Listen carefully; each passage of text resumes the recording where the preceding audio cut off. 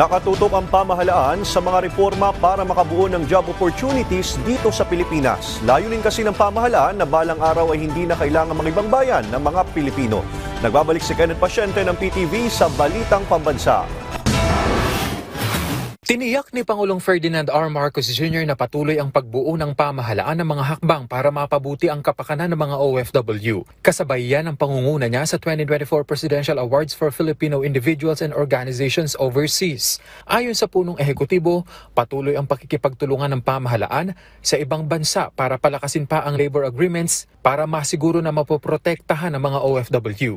We are strengthening our labor agreements with other countries, conducting aggressive campaigns against illegal recruitment and trafficking, mobilizing the Agarang, Kalinga at Saklolo para sa mga overseas Filipino workers na nangangailangan fund, keeping our government communication lines open to migrant workers through the One Repatriation Command Center, and facilitating the safe repatriation of OFWs who are affected by conflicts or calamities. Bagaman tutok ang pamahalaan sa kapakanan ng mga OFW, hindi naman anya nakakaligtaan ng gobyerno ang pagpapatupad ng mga reforma para makabuo ng job opportunities dito sa Pilipinas. Our dream is to one day make overseas work a choice rather than a necessity. We continue to implement reforms in governance and economic development to provide our people with opportunities here at home.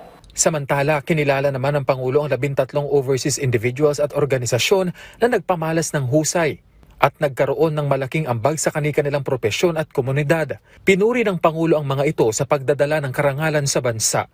We continue to prove time and again that whatever the tides of destiny, wherever they carry us, within or beyond our shores, there is always a compelling story of Filipino grit, passion, sacrifice, resilience, resourcefulness.